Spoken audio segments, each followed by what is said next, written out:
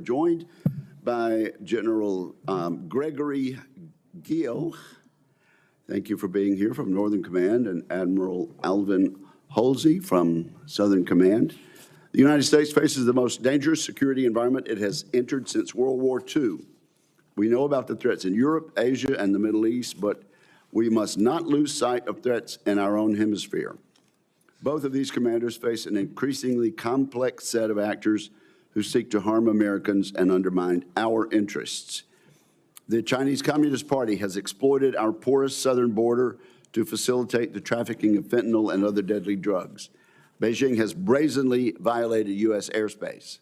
It has burrowed its cyber payloads into core U.S. telecommunications infrastructure and spread its predatory economic practices to South America. China, Russia, and North Korea pose an increasing nuclear and conventional threat to key U.S. cities. Not to be outdone, Iran continues to try to kill Americans on our own soil. General Guillot, I would like to hear your updates in three key areas. First, border security is a priority for the President, and I agree with his decision to declare a national emergency at the southern border. President Trump has asked you to deliver an updated plan to ensure border security. He's also directed you to assist law enforcement in its security and deportation operations. DoD has a lot to offer to support law enforcement. The 2022 National Defense Strategy, published by President Biden, listed Homeland Defense as the military's first priority. So this is bipartisan. It is clear that the American people do believe that border security is national security. I look forward to hearing from you on your work in this area. Second, President Trump has asked you to contribute to a new plan for homeland, air, and missile defense. I would welcome your insights in this effort. Please tell us where, in your opinion, new investments should be targeted. Do they involve updating our ground-based radars and building out new missile warning satellites? Perhaps they involve developing the most cost-effective methods of intercepting incoming cruise and ballistic missiles. Third, you have led on the development of a new strategy for countering drones here in the homeland. My friend and ranking member, Jack Reed, held a great classified briefing on the Langley incursions. There have been numerous similar incidents since all of them troubling. Senators Cotton and Gillibrand are working together on ways to counter drones. I would appreciate your comments on how we can be more effective in this space. Tell us what new authorities you need. Admiral Holsey, I would appreciate an update from you on how your adversaries are using economic coercion in against key Latin American partners. The CCP aims to drive a wedge between the U.S. and our neighbors. China hopes to reverse longstanding policy recognizing Taiwan's independence, and it wants our allies to look the other way as it builds so-called gray zone, dual-use civil military infrastructure. Beijing is also trying to force our friends to rely on Huawei for telecommunications, even as numerous Latin American leaders have adopted this CCP-controlled TikTok app. We need look no further than the Panama Canal. President Trump has rightly expressed concern about the PRC state-owned port infrastructure on either end of this vital maritime artery. Those PRC facilities pose a risk to the free flow of U.S.-flagged merchant ships and U.S. naval vessels. This issue must be addressed. There are additional troubling PRC developments in the Southcom region. The PRC has leased a space port in the remote Patagonia region of Argentina. That perch provides the Communist Chinese with unprecedented surveillance capabilities in our own hemisphere. Since at least 2019, Beijing has operated a spy base out of Cuba and has done so with impunity. Just last year in Lima, Peru, a PRC state-owned power company purchased the city's entire power grid. Meanwhile, Xi Jinping presided over the opening of a Chinese-funded deep-water port just north of Lima, which is capable of holding PRC warships. So, Admiral Holsey, I would like for you to update this committee on how you are integrating military and non-military tools to fight against these predatory techniques. Despite the significant and growing security threats in the region, Southcom is consistently under-resourced to fulfill its many critical national security missions. I look forward to hearing from you about how these resource constraints are affecting Southcom. I would also like to learn how innovative solutions like the Office of Strategic Capital can be leveraged to close this resource gap. Again, I thank our witnesses for being here and for their earlier meetings with members of this committee, and I now recognize my friend and the distinguished ranking member of the committee, Senator Reed. Thank you very much, Mr. Chairman, and let me join you in welcoming General Gregory Guillot, the commander of Northcom, and Admiral Alvin Holsey to today's posture hearing, the commander of U.S. Southcom. Gentlemen, over the past month, both of your commands have been ordered to conduct new missions in support of U.S. border security and immigration enforcement. President Trump has deployed over 2,000 active duty soldiers and Marines to supplement the 2,500 Guard members and reservists already deployed to the southern border, and has directed Northcom to, quote, seal the southern border. Additionally, last week, President Trump ordered the Defense Department to expand the Department of Homeland Security's Migrant Operations Center at Naval Station Guantanamo Bay, Cuba, to accommodate up to 30,000 migrants and to begin transporting migrants via military aircraft to that facility. Thus far, I understand that around 100 migrants have been transported to Guantanamo, at least half of whom are being detained, not at the Migrant Operations Center, but at the detention center where alleged and convicted international war criminals are also housed.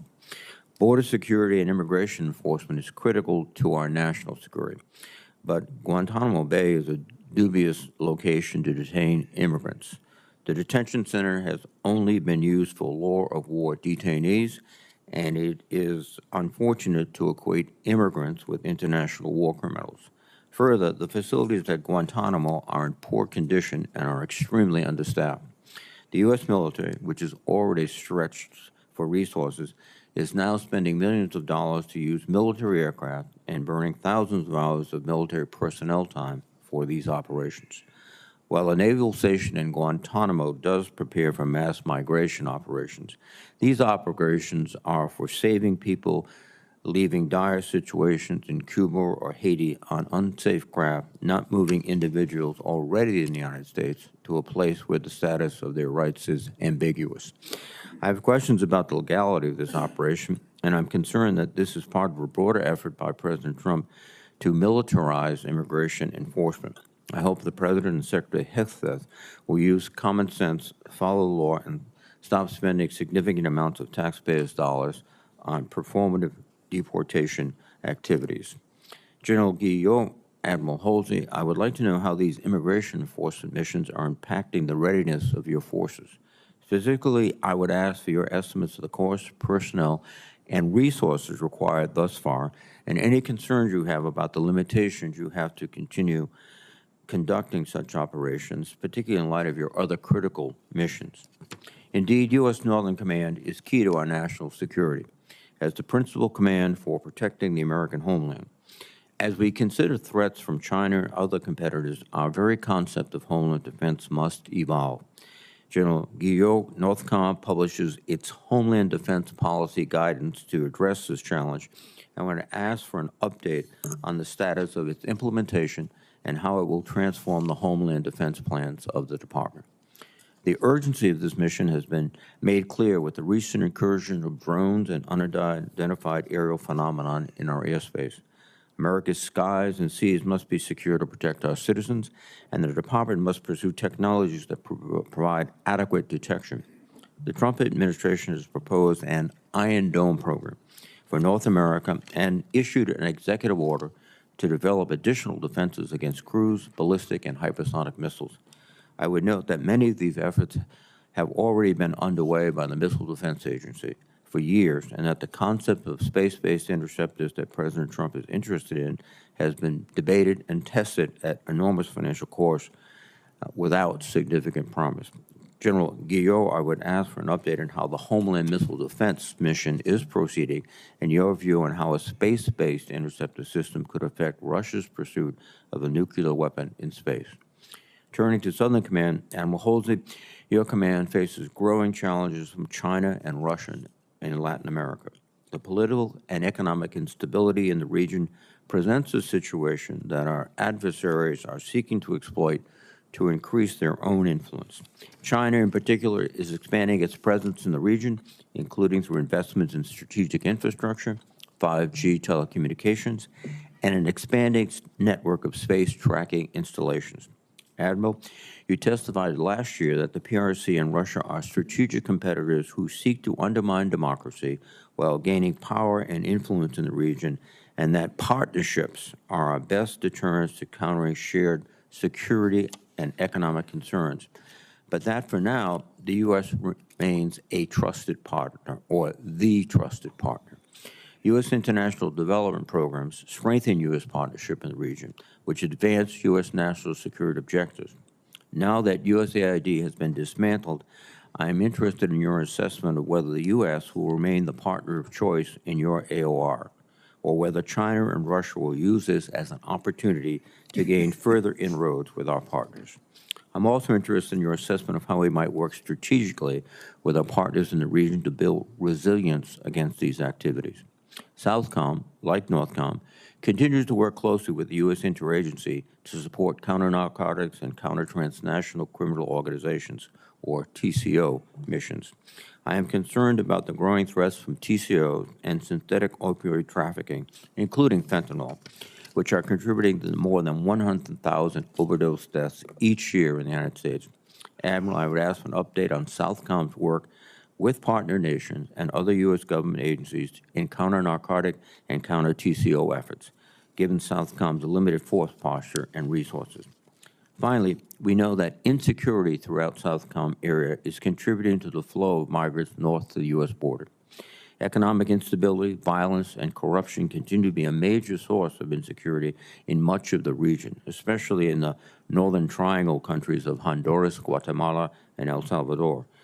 Admiral Holsey, I would like to know your views on what more can be done to help improve the situation and strengthen our broader security throughout the region. Thank you again to our witnesses. I look forward to your testimony. Thank you, Mr. Chairman. Thank you, and we're now ready for testimony from our witnesses. Before we begin, as members know, there are votes, 2 votes beginning at 10 a.m., and we'll keep the hearing going. When the vote begins, I'll try to run over very quickly and come right back. In the meantime, a member of 10:30, okay. A member of our committee will preside, and we'll keep going. So we are ready to begin testimony. General Guillot, you are recognized with the thanks of the committee. Thank you. Thank you, Chairman Wicker, Ranking Member Reed, and distinguished members of the committee. It's my honor to command the men and women of North American Aerospace Defense Command and United States Northern Command. I'm also pleased to appear alongside my U.S. Southcom shipmate, Admiral Bull Holsey. Yes, sir. I'd like to highlight 3 trends of particular that NORAD and Northcom face with direct implications for homeland defense. First is the growing cooperation between China, Russia, North Korea, and Iran to challenge the United States. While their cooperation does not approach the level of complete integration demonstrated by the United States and Canada, their transfer of weapons, military technology, and basing access is cause for significant concern. The associated risks to North America have also grown as the number of Russian bomber incursions into the Alaska and Canadian air defense identification zones has returned to levels not seen since before the Russian invasion of Ukraine, and Russian Navy surface and subsurface vessels conducted out-of-area deployments off both U.S. coasts, including in the vicinity of Alaska. Second, evolving technologies demand that NORAD and Northcom rapidly adjust our defense posture. Small, uncrewed aircraft systems, or UAS, proliferate the open market and in the hands of malign actors pose a growing threat to safety and security. Likewise, as competitors continue to target U.S. networks and critical infrastructure in cyberspace, a whole-of-government effort is increasingly necessary to mitigate potential harm. Finally, non-state actors continue to target our homeland. Radical Islamic terrorist groups have rejuvenated attack planning and anti-American rhetoric intended to inspire lone wolf attacks, like the daily New Year's Day attack in New Orleans. And transnational criminal cartels based in Mexico threaten U.S. territorial integrity and the safety of our citizens. With that strategic backdrop, Homeland Defense is our command's top priority and essential task, and in mindset and action, nobody waits on NORAD or Northcom. The mantra proved true over the last year as the command's planning and preparation generated swift and effective responses to competitor actions, major disasters, and emerging requirements.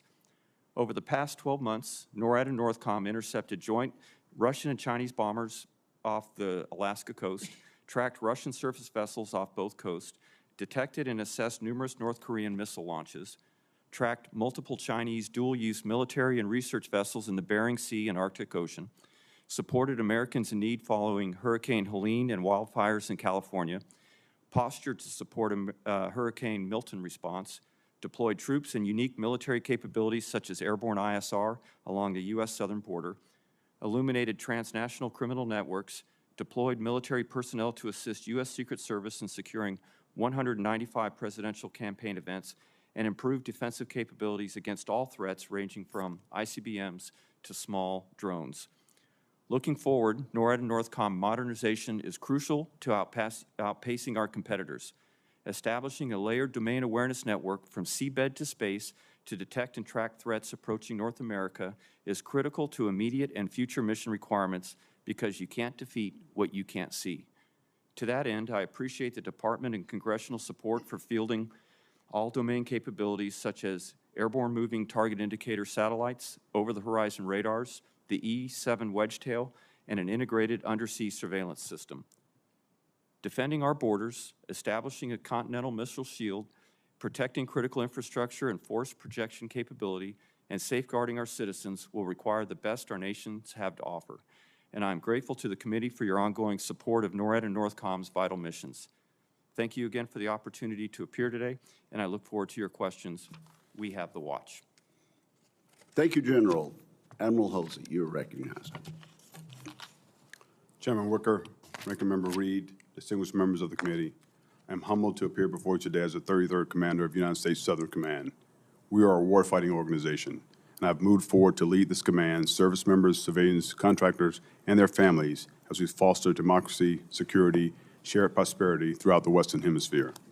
I'm honored to testify alongside General Guillot as the relationship between Northcom and Southcom is vital to the safety and security of our homeland.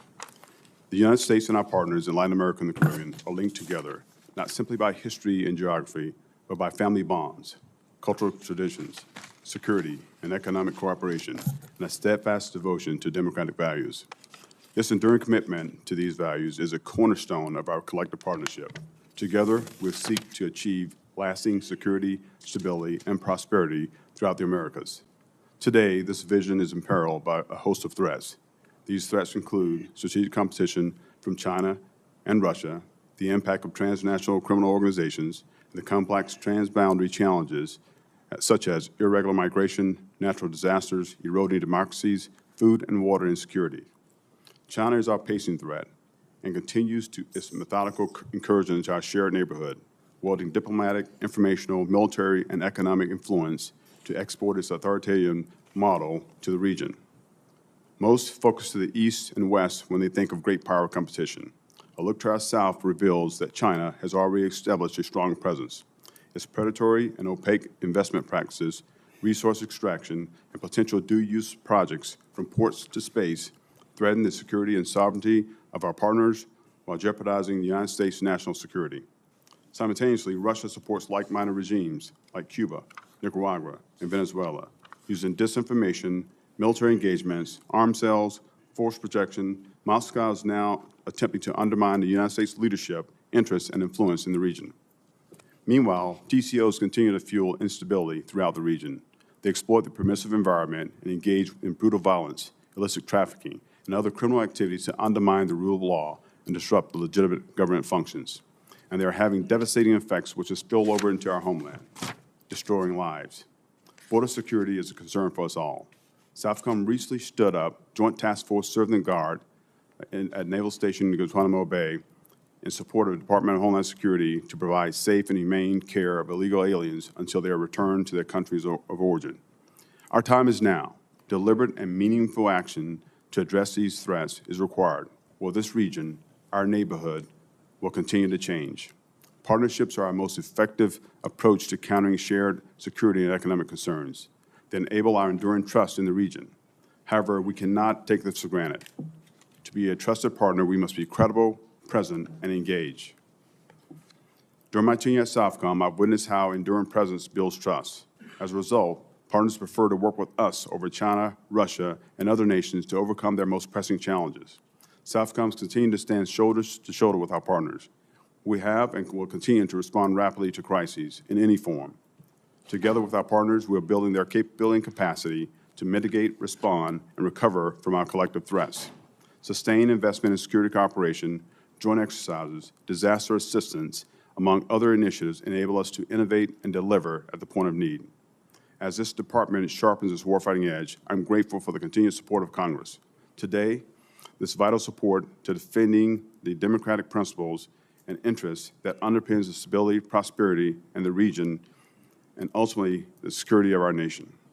Thank you again, Chairman Wicker, Ranking Member Reed, and members of the committee for this opportunity. I look forward to your questions. Thank you very much for your testimony. Let's get started quickly. General Guillot, you can see from Senator Reed and me, we're interested in the executive order to renew America's aging missile defense architecture. So I'll jump right in there. So how are we going to do this? What are the options? What are your top priorities? With respect to upgrading our air and missile defenses, what role do you see space-based capabilities in this effort? And is our industrial base primed to execute this mission? So what are your top priorities? Chairman, the top priority in that, in our efforts to meet the direction of the executive order is first and foremost to establish increased domain awareness. As I mentioned in the opening comments, you can't defeat what you can't see, and the adversaries have an increasing capability of reaching us and threatening us from ranges beyond what some of our current systems can detect and track. So the first layer of any approach to defending the United States or North America from the NORAD perspective would be a sensor layer from seabed to space of systems that can detect threats from a further distance. Those are seabed, ground-based, air-based, such as the E-7, and then space-based systems for detecting, tracking, and warning.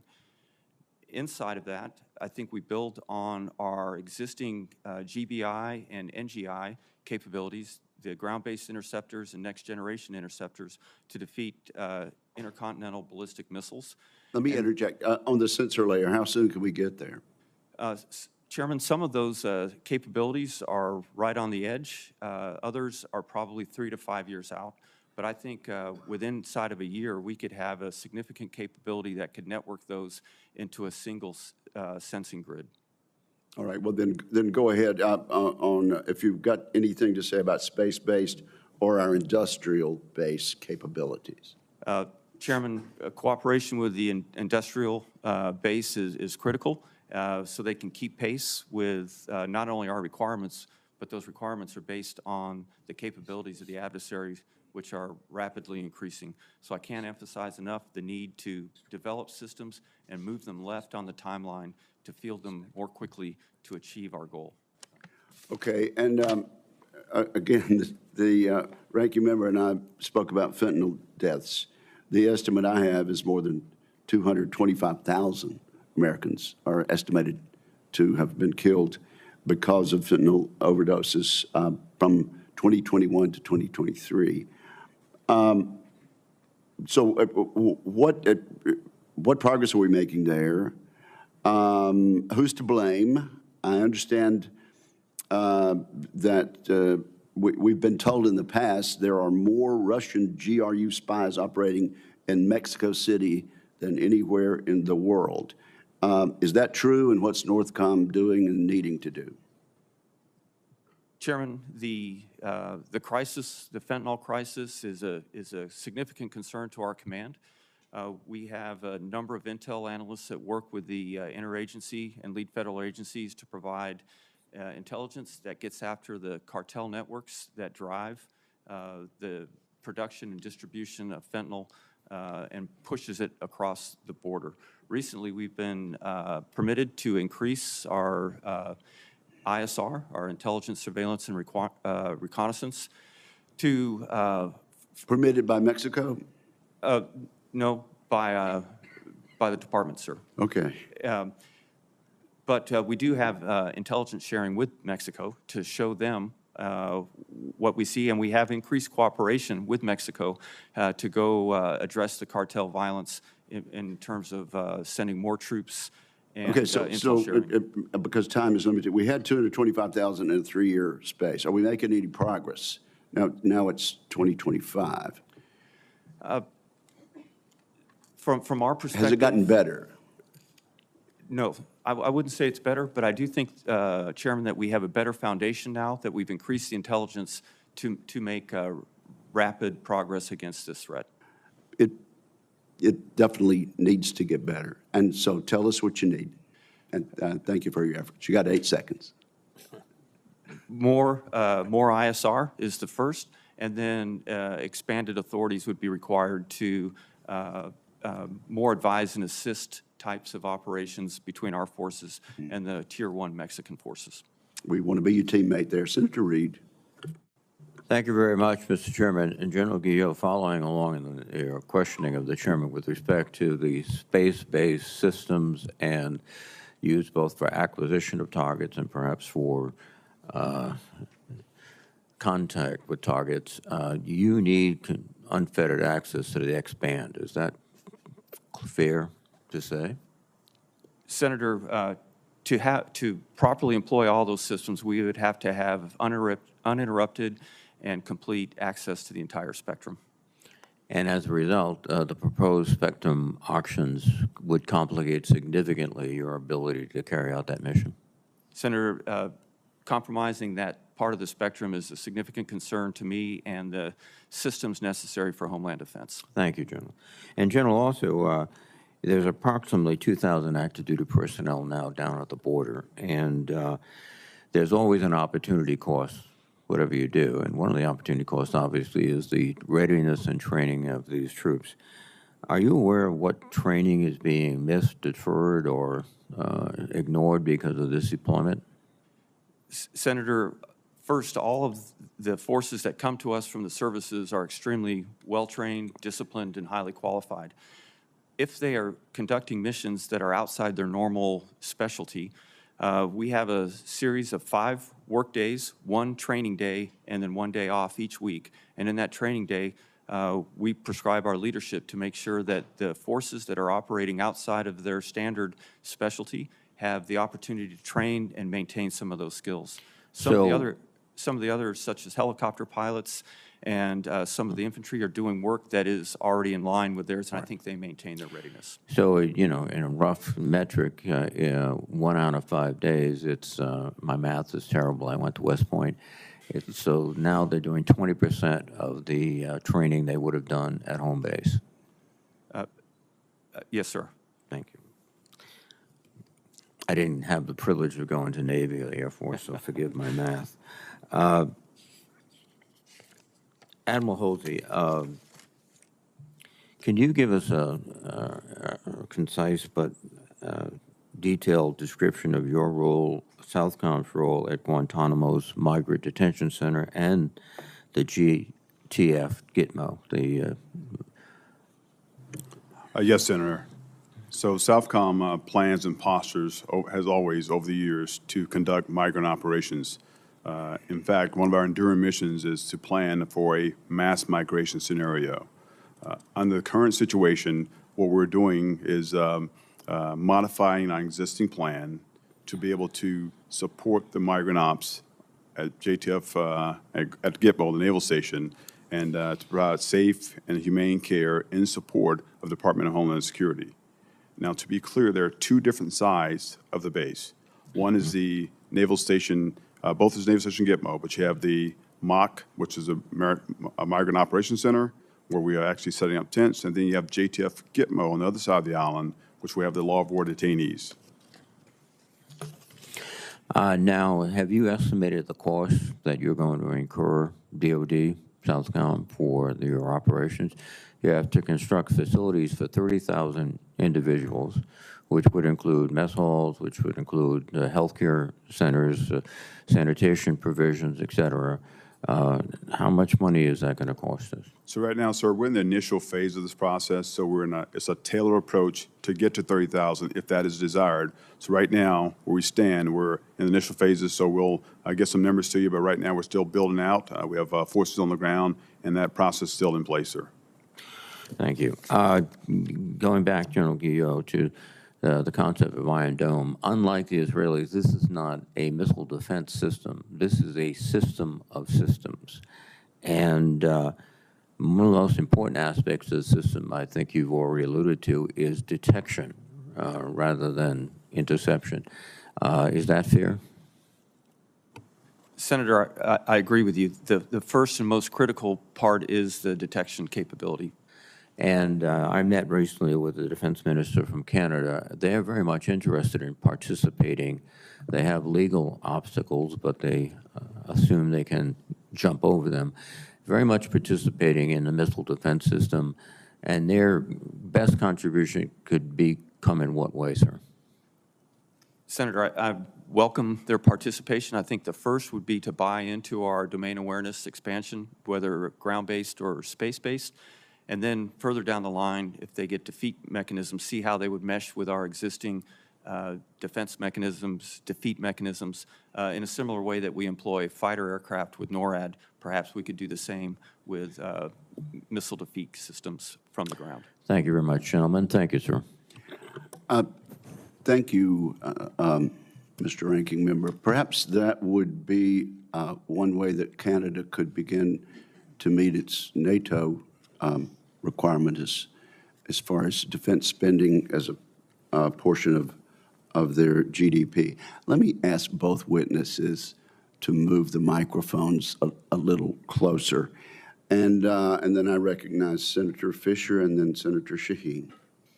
Thank you, Mr. Chairman, and thank you, Admiral. Thank you, General, for your service to this country. The work you do is extremely important. Thank you. General, you're going to hear, I think, a lot about spectrum, because here in the Senate we're discussing that. And General, you were talking about that many think that the Iron Dome for America is similar to what we see in Israel. It is not. It is not. What we're looking at, as you said, we can't defeat what we can't see. So we have to be able to increase domain awareness. And increasing domain awareness means that we need additional radars, terrestrial, airborne, space-based, underwater. You hit that in your opening comments. I'm trying to hit it more here to make a point, not just with the media, but with my colleagues as well. All of those systems depend on spectrum, the spectrum that the Department of Defense has. Is that true? Yes, Senator, that's exactly correct.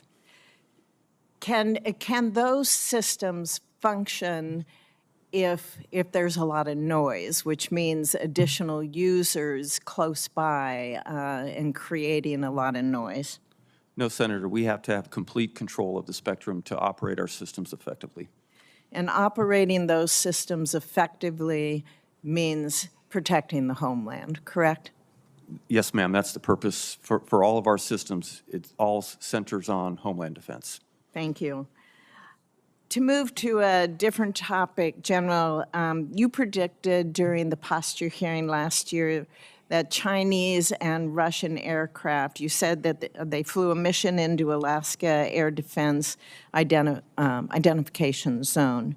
Do you assess that the United States will see more of this from China, whether it's aircraft or ships or submarines?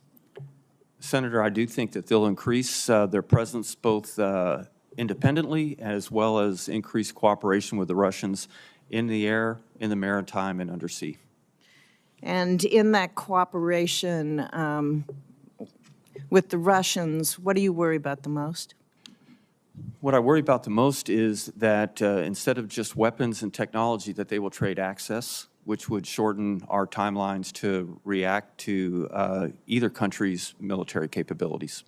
Are there any authorities or capabilities that Northcom and NORAD would need in order to protect your AOR? Senator, the most important capability we would need is the improved domain awareness to allow us to see at further ranges. As the military capabilities improve by the adversaries, we have to match that with our detection capability. At this time, I do not lack any authorities. Admiral, since you took over command late last year, what is your assessment of China's long-term strategic objectives in your AOR? Thank you, Senator. The PRC has continued to do expanding their economic engagement to having more influence and diplomatic and political influence in the region. And they're continuing with their Belt and Road Initiative throughout. Currently, 22 countries are members of the Belt and Road Initiative. And so they continue to go down this path. The state-owned enterprises, the Huawei, whole 9 yards. So that's just one aspect of it. The aspect that is more critical to me as a military officer is the military view, right? So right now, when I think about deep water ports, dual-use sites and facilities, so deep water ports, the port of Chancay in Peru. I think about the space-enabling infrastructure throughout the AR, at least 10 PRC-linked space sites across 5 countries in the region. Then you get into the 5G, the Huawei, right? You get into the safe city technologies. So they continue to do this, and when our partners use Huawei and safe city technology, now they're in threat of having Chinese technology on their critical infrastructure. So again, we have to continue to block them out and find ways to deliver for our partners. And so I do that by engaging security cooperation, as well as trying to make sure from an economic standpoint, working throughout the region and working with the Office of Security, Strategic Capital, Exim Bank, and others to find ways to block out the PRC. Okay. Thank you. Thank you both.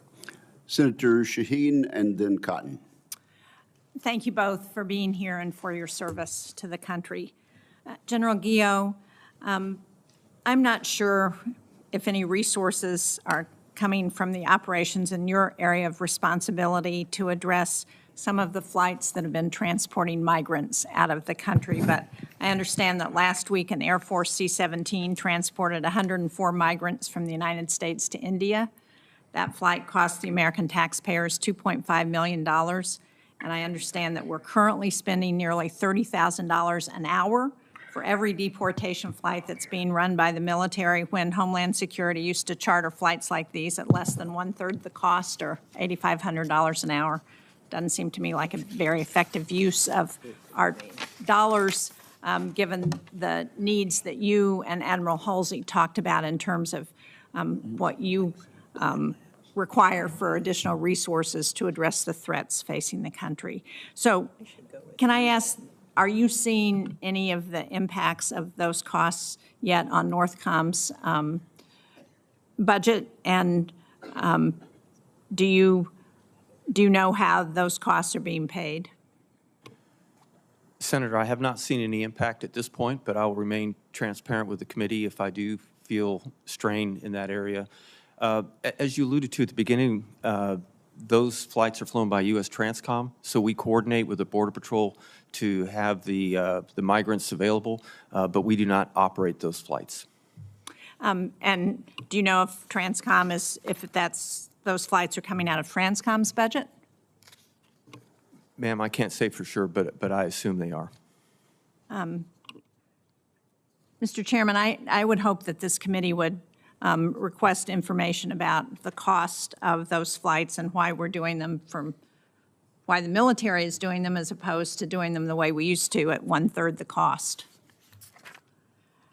Thank you for that suggestion, Senator. Admiral Holsey, over the last year, we've actually seen an almost 15% decrease in drug overdose deaths. Illegal drugs, however, as you pointed out, and General Guillot pointed out, are still killing nearly 90,000 Americans every year. Both of your commands rely on partnerships with governments and militaries in the region to help stop the flow of illegal drugs. So can you talk, Admiral Holsey in particular, about whether you're seeing any impact of the stop on our foreign assistance in countries in Latin America, on the willingness of those countries to cooperate? And then are you seeing, or do you see the concern that China may move in some of those areas where our presence is being discontinued? Senator, thank you for that.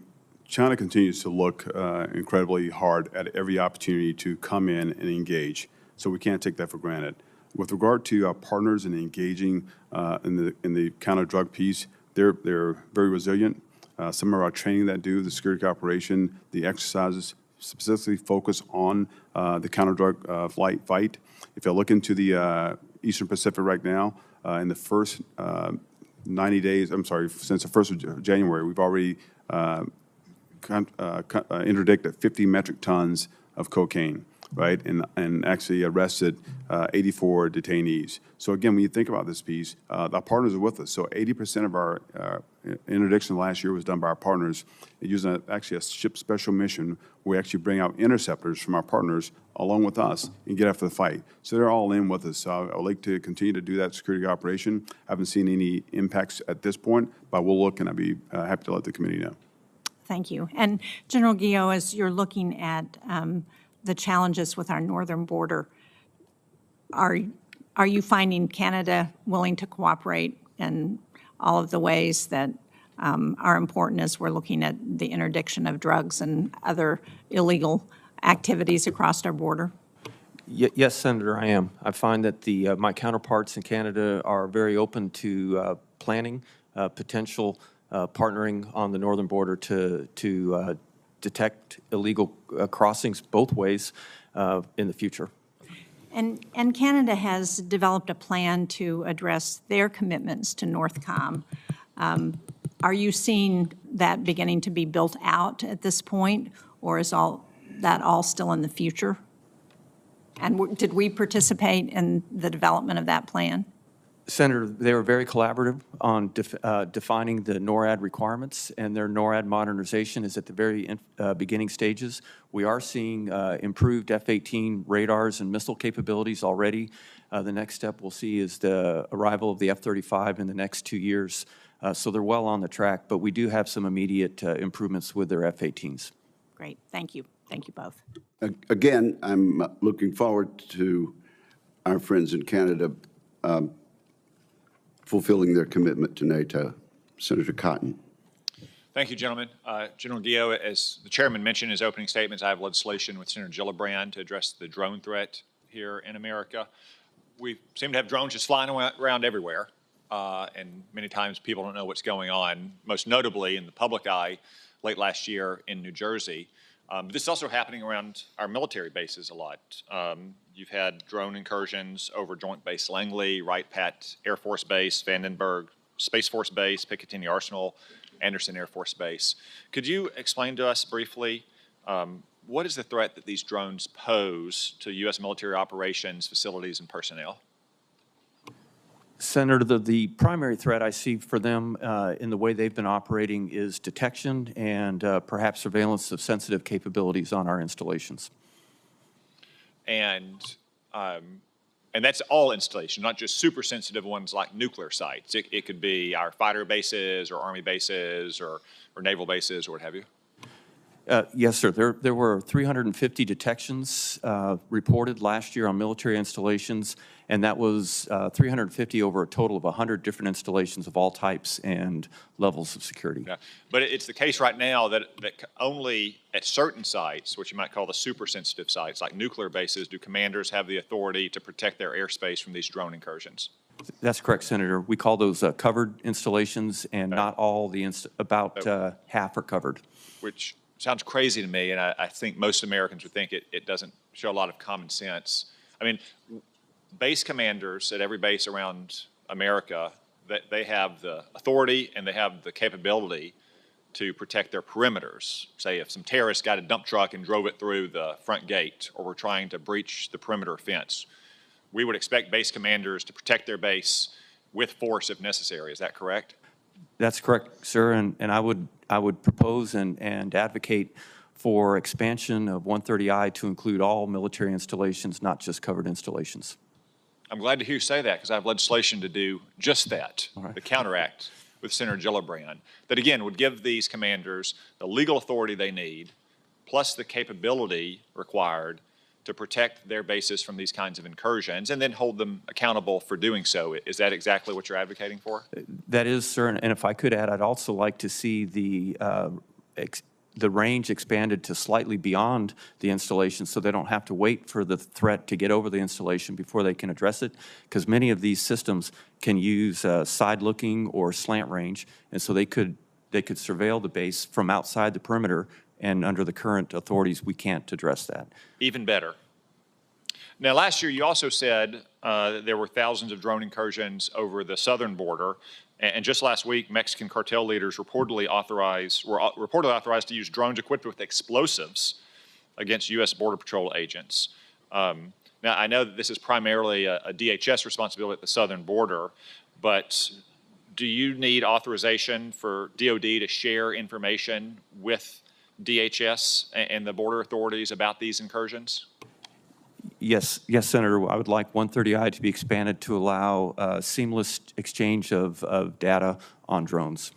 Again, sounds like a great idea. I'm glad that Senator Gillibrand and I have legislation to do just that, and I hope that we can pass it into law this year. Thank you, Admiral. I know that the Navy is responsible for Guantanamo Bay, but Southern Command is responsible for some of the operations there, to include the operations, I gather, of the violent illegal migrants who were recently transported. Could you give us a little bit of sense of the security measures in place that protect against any risk of violent criminals and terrorists being held at Gitmo? Senator, the JTF Gitmo is the detention facility. We have highly trained military police who come down on rotation with the guards force. They're on a one-year rotation.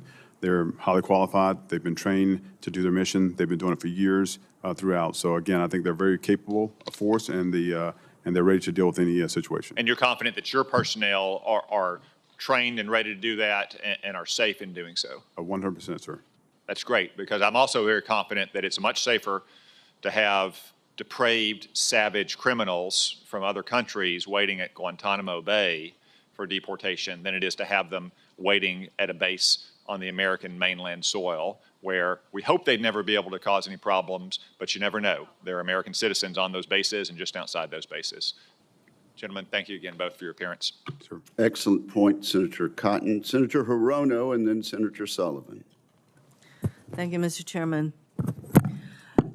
General Guillot, the President's recent missile defense executive order tasks you with providing, and I'm quoting, an updated assessment of the strategic missile threat to the homeland, end quote. That is the President's direction to you.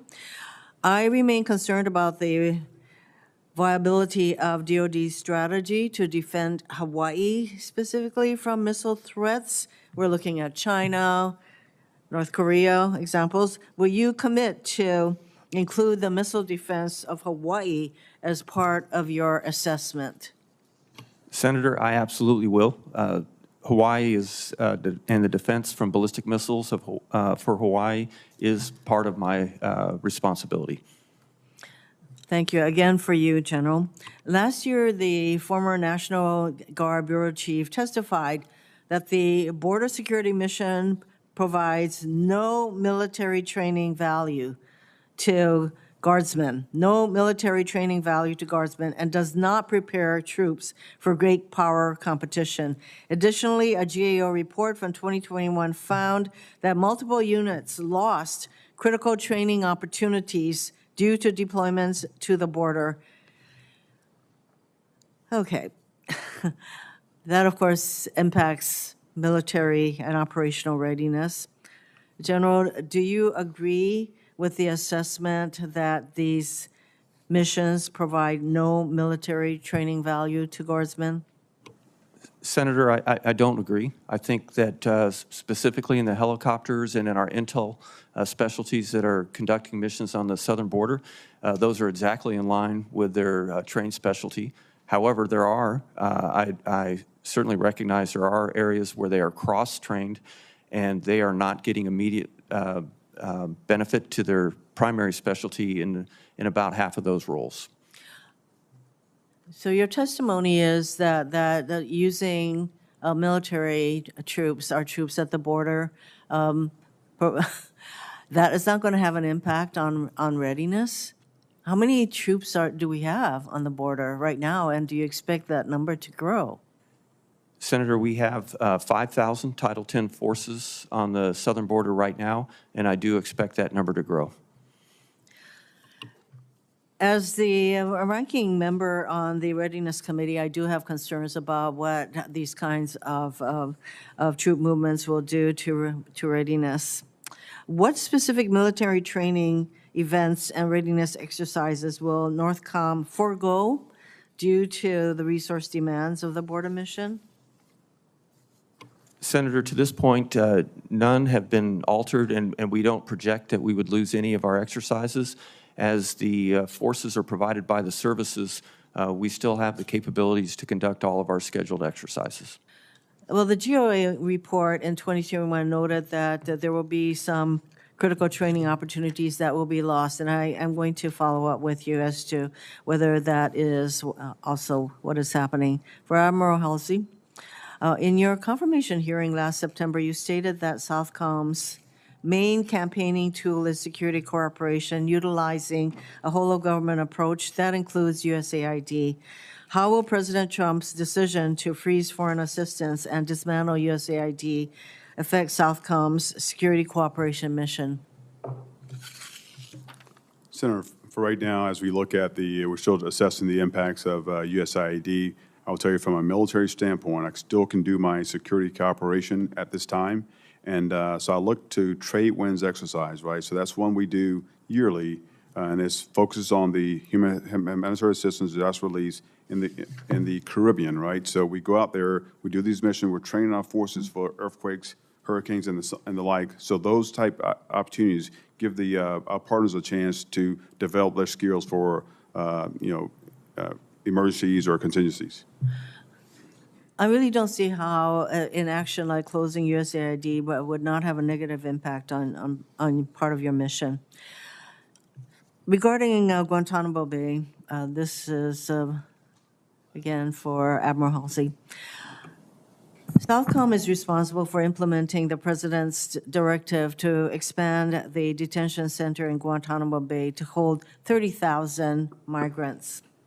Admiral Holsey, who are these migrants and where will they be coming from? And what is the estimated cost to lead the expansion and support of this Department of Homeland Security mission, including food, medical care, construction, and sustainment? We're talking about a very big, I would say, infrastructure that we're going to need to house 30,000 migrants. Can you explain how all this is happening? How much it will cost? How it will impact Southcom's mission? Briefly, running out of time. I've run out of time. So very, very briefly, from the standpoint of who decides, that's a DHS mission. They decide who comes to the base for the migrant ops. They decide at that point. We just support them. We're in support of DHS. With regard to the pricing, we're still understanding it's a phased approach right now, and so we're going to build it up. And as we understand how large we'll get, we'll have a better focus on the price. So even if this is a DHS, we're going to want to know how much this is actually going to cost. And I know that you were asked, Mr. Chairman, thank you, about the amount of money that went to deporting 104 people to India, and whether or not that was an appropriate use of your funds. Perhaps witnesses can take that for the record, and also we'll have another round if we need to. Then we have Senator Sullivan and Senator Kane. Thank you, Mr. Chairman. Gentlemen, thank you for your testimony. I want to echo what the chairman's been saying. We do need Canada to step up, you know, when they don't meet their 2% GDP NATO commitments. It undermines the entire alliance. So I appreciate the chairman mentioning that. General, it was good to meet with you the other day.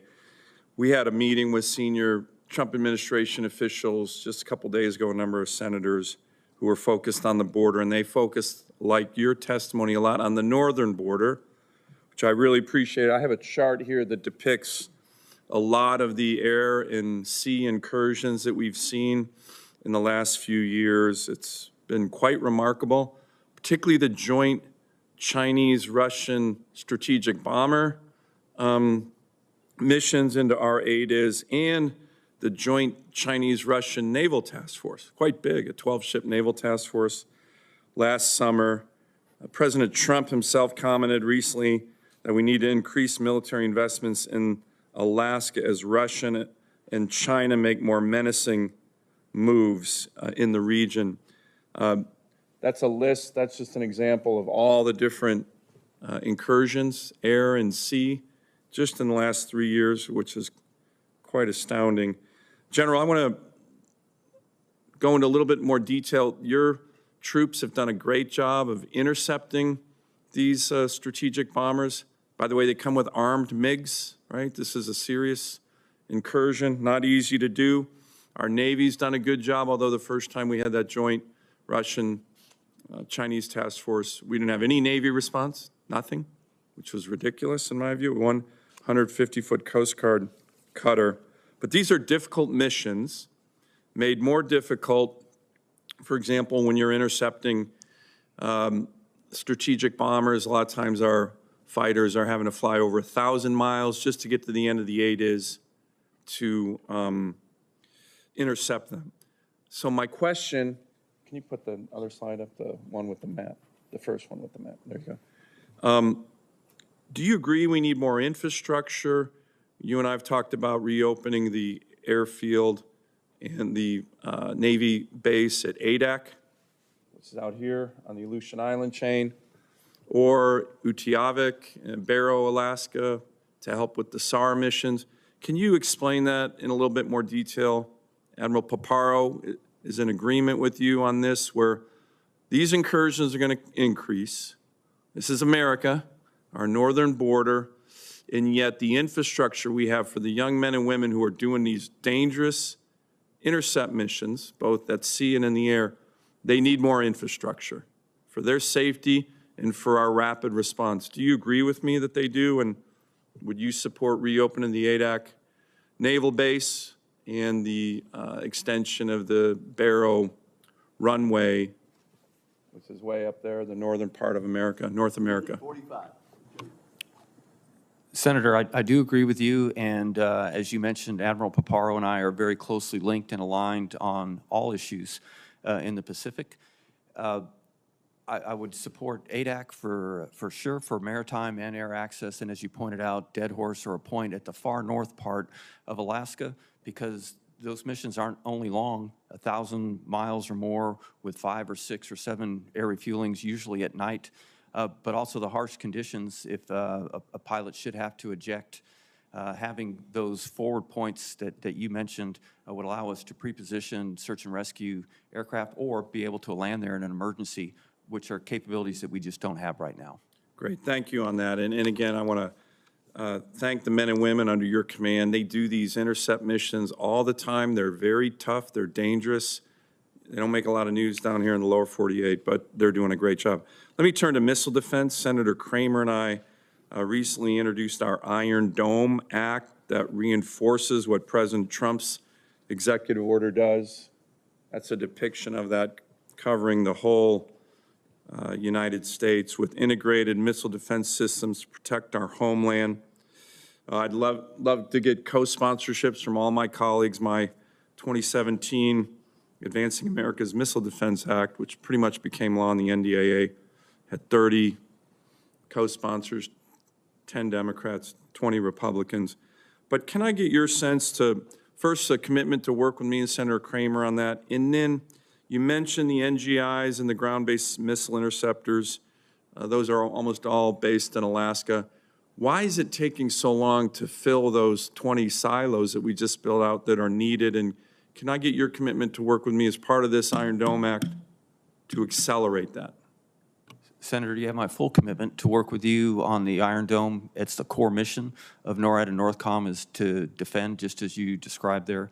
And you also have my full commitment to work to move all defense industrial-based capabilities to the left to bring these capabilities earlier as our adversaries are advancing their capability, and we must keep pace. Great. Thank you, General. I ask unanimous consent that the three charts that Senator Sullivan referred to be admitted to the record at this point. Without objection. Without objection, it's so ordered. Senator Kane and then Senator Scott.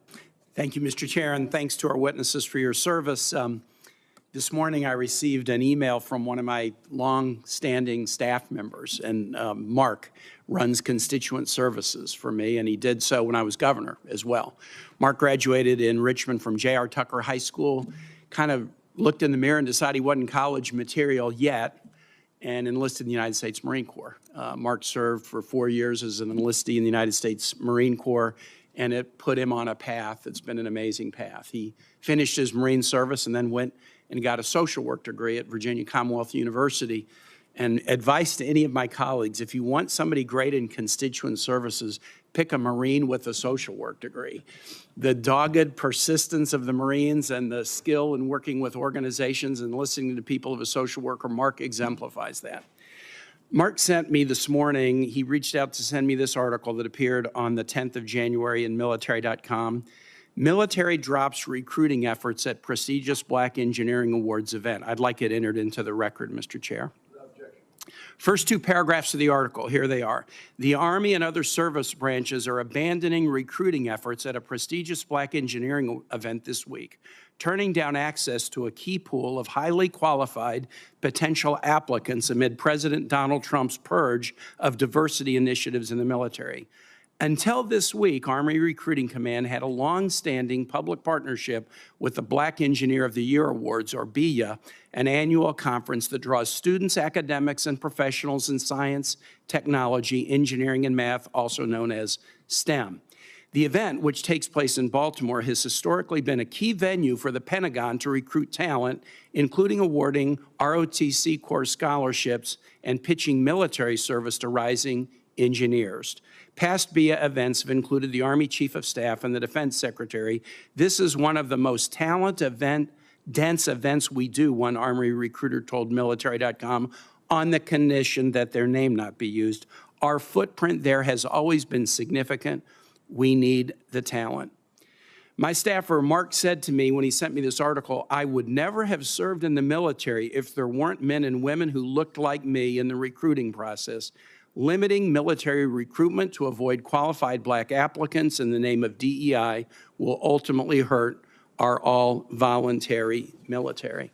I was intending to ask questions about Northcom and Southcom until I got Mark's email this morning. Intentionally avoiding an event chock full of STEM talent and engineers because it happens to be a draw for Black engineers is more than an anti-DEI initiative. It is an intentional effort to avoid certain kinds of people in recruiting. The article goes on to say it's not just the Army that has pulled out of this event, all the service branches have pulled out of this event. And I just want to put this on the record. Two things happened on January 31st that I found very unusual.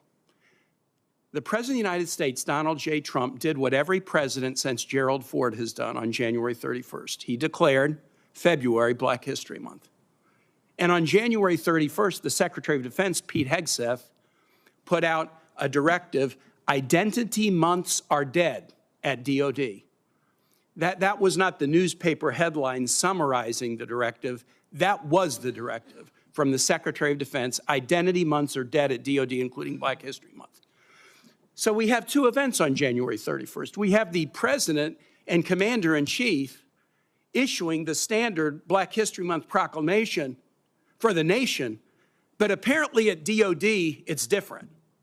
At DOD, Black History Month is dead. At DOD, we won't go and recruit engineers who happen to be Black to come in and serve at a time when we need more people serving in the military, and all of our service branches are struggling with attracting talent.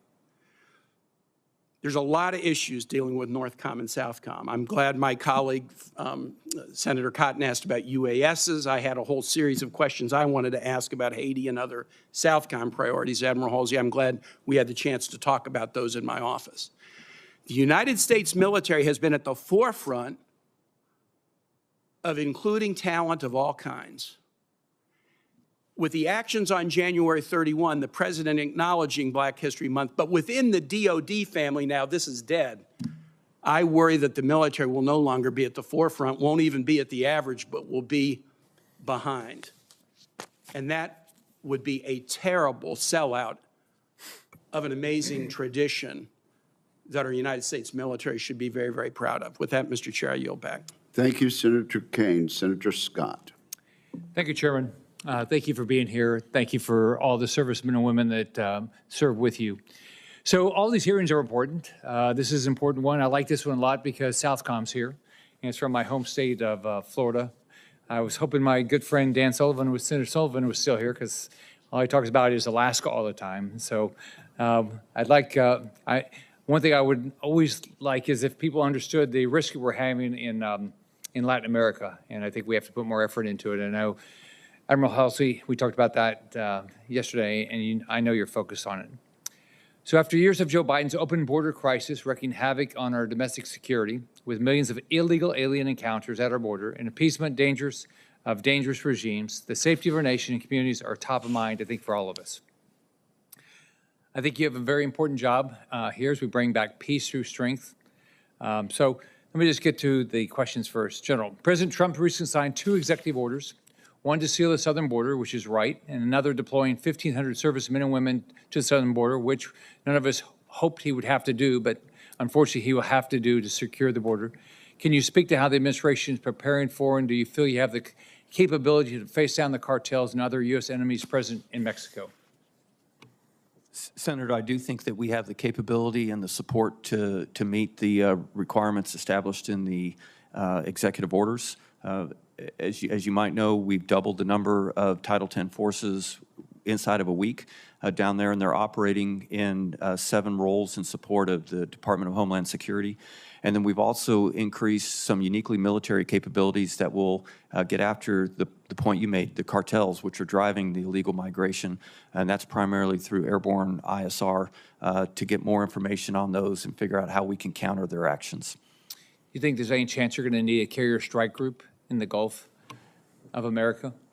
Senator, at this time I haven't gotten to a carrier strike group, but I will need a significant increased maritime presence in cooperation with the Coast Guard. Are the LCS chips at Mayport helpful at all? Yes, sir. Those would be right in line with what we're looking to do in the maritime. Thanks. So, Admiral Holsey, I've been up here about a little over 6 years, and it seems like, and I think we talked about this a little bit, INDOPACOM and CENTCOM receive a majority of this committee's attention and a lot of their assets. I think we're seeing a little bit of change with that under President Trump. Southcom's area of responsibility faces real threats to our national security. As we all know, we've got problems in Cuba, Venezuela, Nicaragua, and potentially Colombia. So you might need additional assets, especially with what China, Russia, Iran are doing in the region.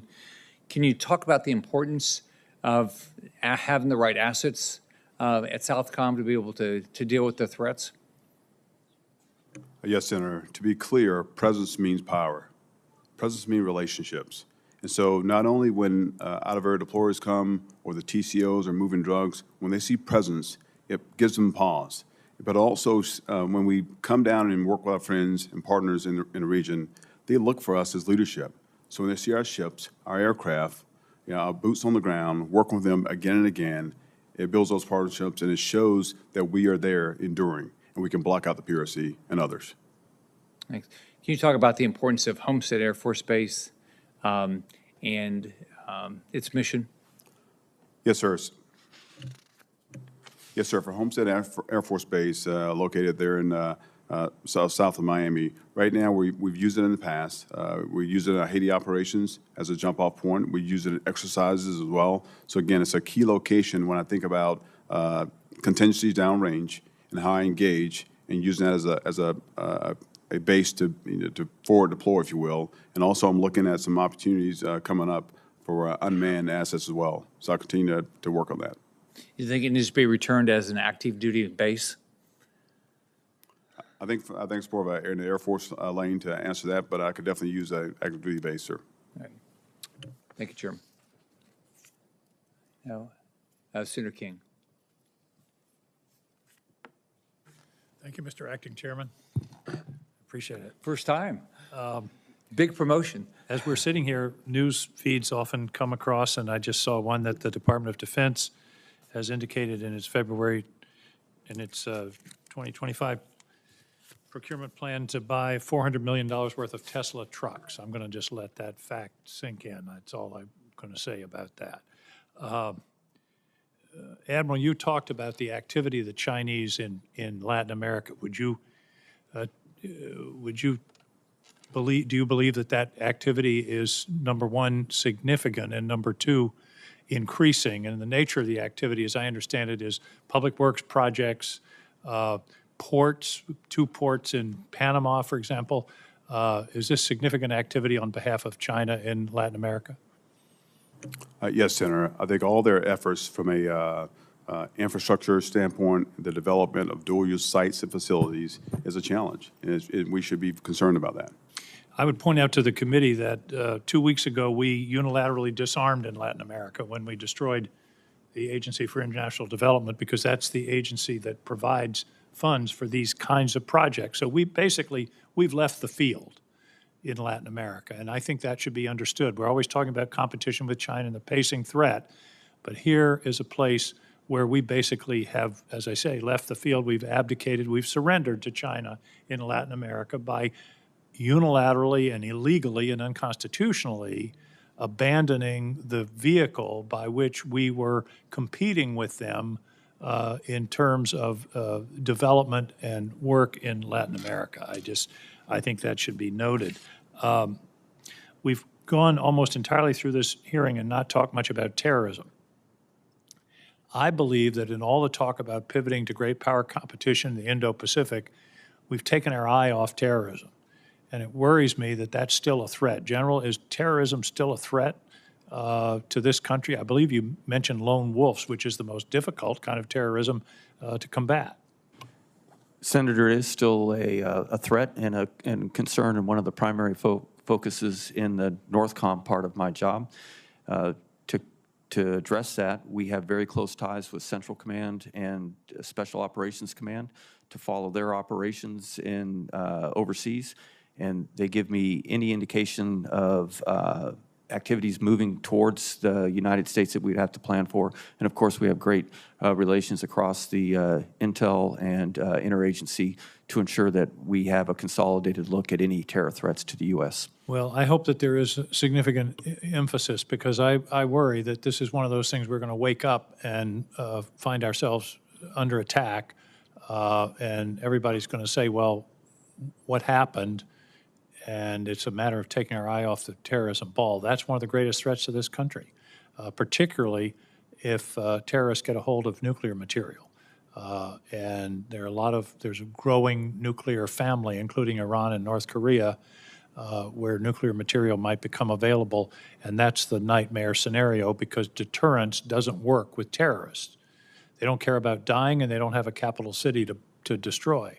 So intelligence and awareness of what the terrorists are thinking and planning and plotting, I think, is absolutely critical. Admiral, every year when we have this hearing, I talk to the Southcom commander about the fact that we have intelligence reports about drug shipments coming to the U.S. in the maritime domain, and we have the assets to interdict 25% of them. To me, that is just straight up unconscionable. There are people dying in my state from fentanyl overdoses, from drug overdoses generally, and we're not meeting, because of a lack of basically allocation of assets, the drug shipments that we know about. That's what's so objectionable about this. Is that percentage still reasonable? 75% is not being interdicted that we know of? Yes, sir, about 10 to 20% is what we can get after what we see. Yes, sir. And that's because of a lack of assets. Is that not correct? There's just not enough, we don't have enough boats, ships? Yeah, primary lack of assets, the lack of resources, ISR capability. Yes, sir. Well, I would argue that, again, this is a misallocation of resources, that here is a active attack on America that's killing our citizens, and we don't have enough ships, and whether it's Coast Guard or Navy, in the region to interdict these drug shipments. I think that's basically it's a dereliction of duty, not of you, but of the entire policy apparatus. And this goes back 3-4 administrations. But it's one that I hope that this administration might pay some attention to and correct. Maybe there's a second round. We'll talk about icebreakers, General. Thank you very much, Mr. Chairman. Thanks, Senator King. One thing, was it State or Defense that bought the Teslas, do you know? My understanding, it was the Department of Defense, armored Tesla Cybertrucks. Okay. All right, Senator Budd. Thank you, Chairman. Congrats on the promotion. Admiral, General, thank you all for being here. General, I enjoyed our conversation earlier this week, and also just want to thank you on behalf of those in Western North Carolina for your efforts there. In the early days, late September of last year, early October, there was some bureaucratic hand-wringing at the top, but that was not from you. That was not from our military. So, again, thank you for all those in uniform who've served, those out west. I want to shift to the southern border, and we've heard this a lot from our colleagues this morning, and I share the concern about fentanyl. In North Carolina, we lose every single year the totality of what we lost on 9/11 just in North Carolina. And that's our whole country compared to just my great state.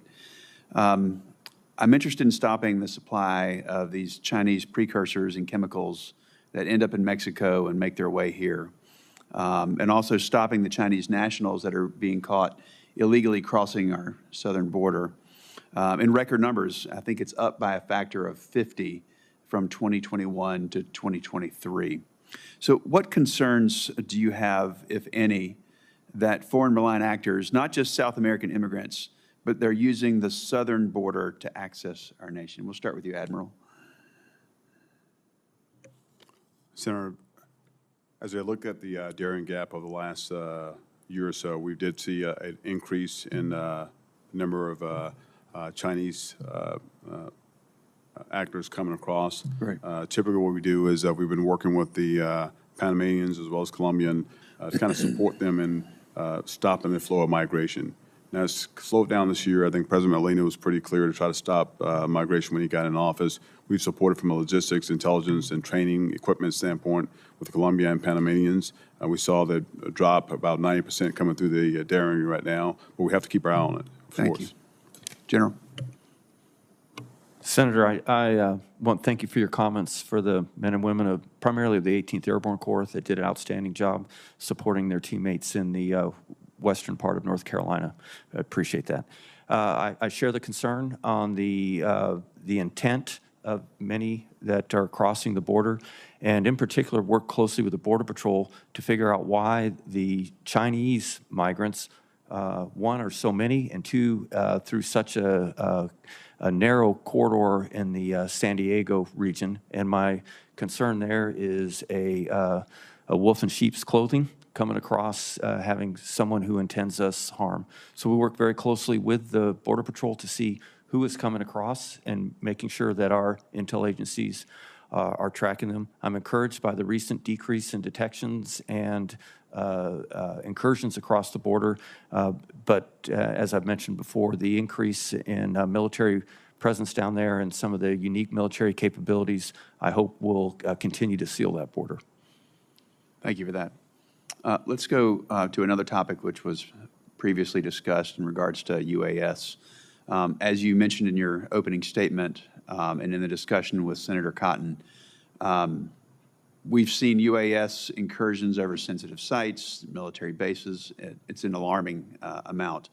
Can you briefly describe how bases are determined to be covered facilities, I say that in quotes, under Title 10, Section 130I, entitling them to an active defense?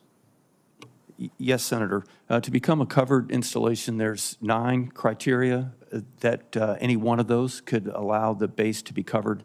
Ranges from nuclear deterrence, missile defense, all the way down to if it's a test facility there.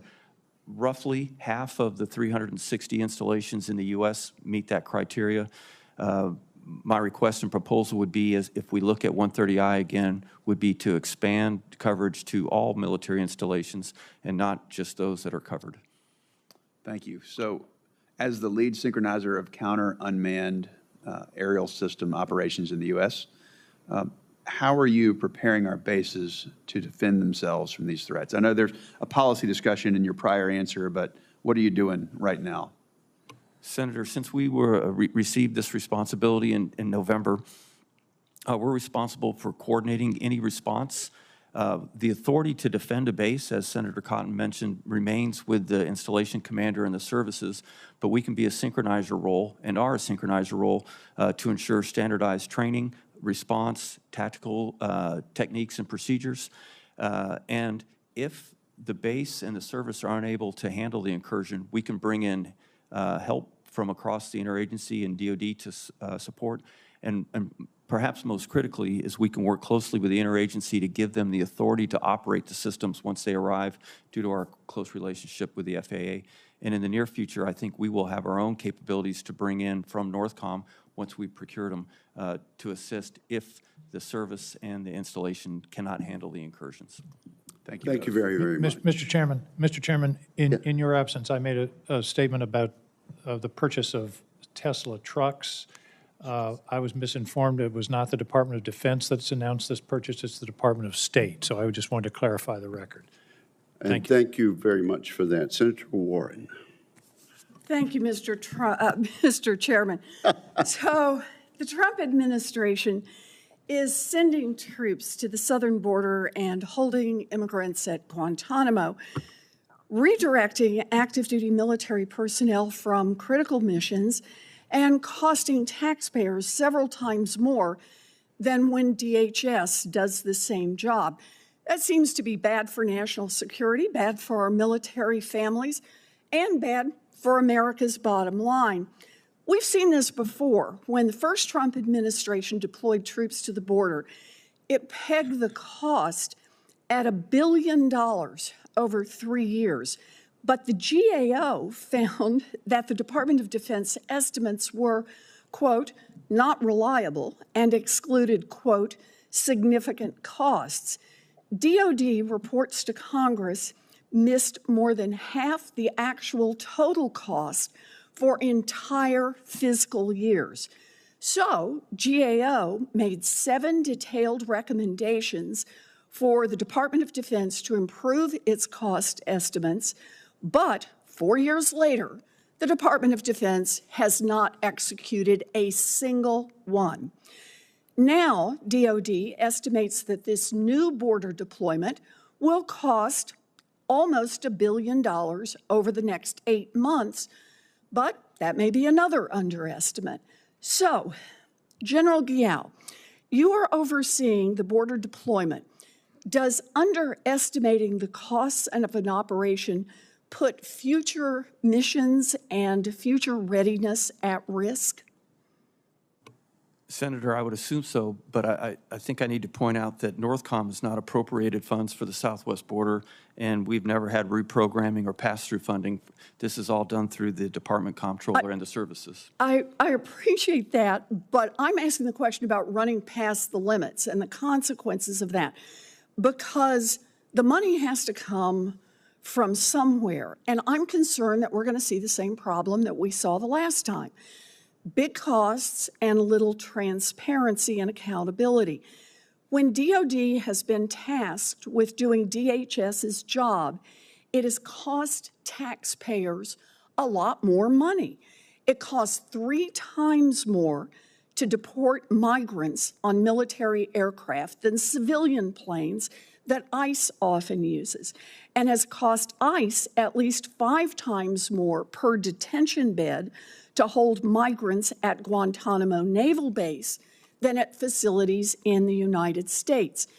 Anytime civilian authorities ask DOD for help, DOD is supposed to evaluate the request based on 6 criteria, including cost.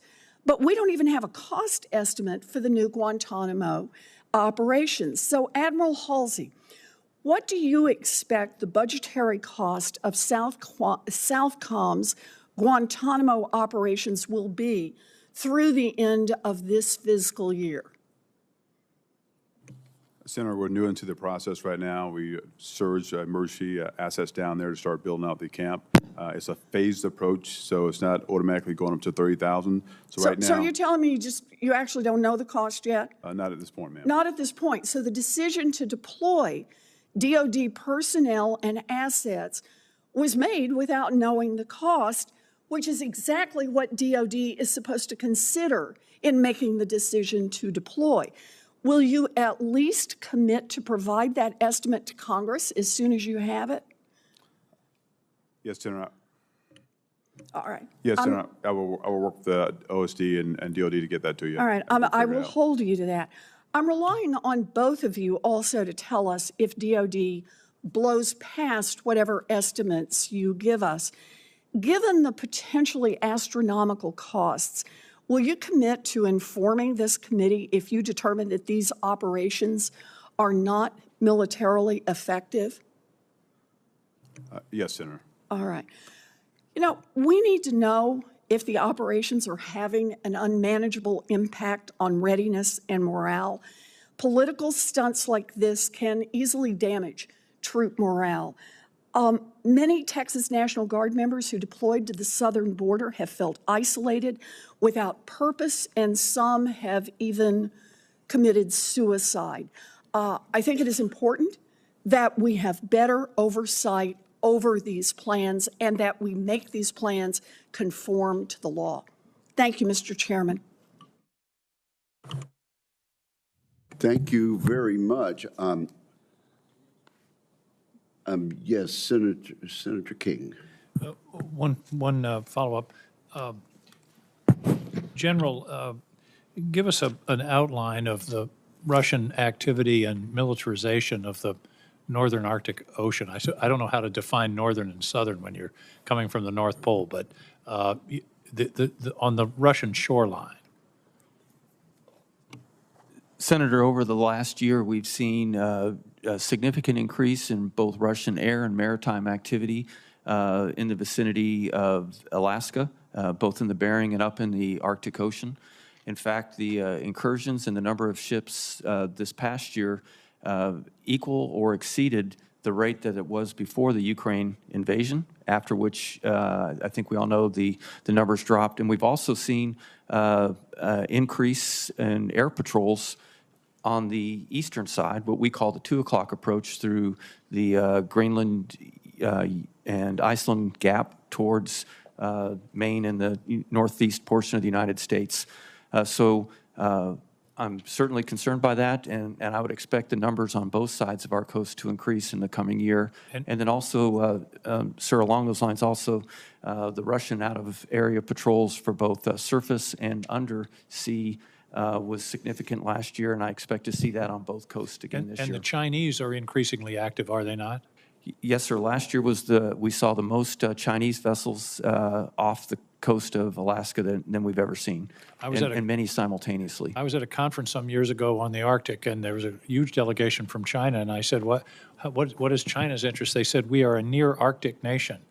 My response was, Maine is a near Caribbean state. They are very active in increasing their actions. Now, how about, where are we? Do we have a port for a facility, for example, in the Arctic? And secondly, give us a breakdown of the status of icebreakers. We are woefully inadequate in terms of icebreakers, particularly for the use of the Northwest Passage. Senator, I was going to use the same word. We're in a woeful situation with icebreakers. The Coast Guard is working very hard to increase that for us, but at this time we're completely outnumbered with icebreakers. But they're building one new icebreaker, but it's it's really merely a replacement for the ancient one that's about to go out of service. Is that not correct? It is, and we... So there's and no net gain in icebreakers. That's right, Senator. And the icebreakers we have commute between the Arctic and the Antarctic. Is that not correct? That's correct as well. And how many icebreakers do you estimate the Russians have in the Arctic? Between 20 and 40. 20 and 40 to less One. than one.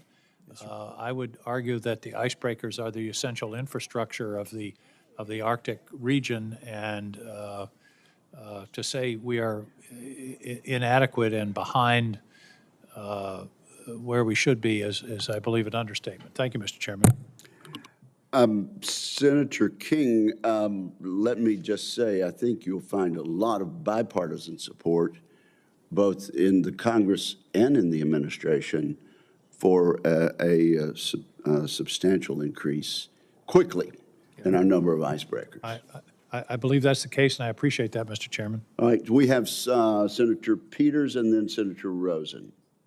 Thank you, Mr. Chairman. Gentlemen, thank you for your service to our country and for being here today. As ranking member of the Homeland Security and Governmental Affairs Committee, as well as having served in the U.S. Navy Reserve, I want to echo some of my colleagues' concerns on the dangers of increasing the Department of Defense's role in border security and civil immigration enforcement. I'm going to be following up with both the Department of the Defense and the Department of Homeland Security to get additional information, including related to the DoD deportation flights and DHS's use of Naval Station Guantanamo Bay.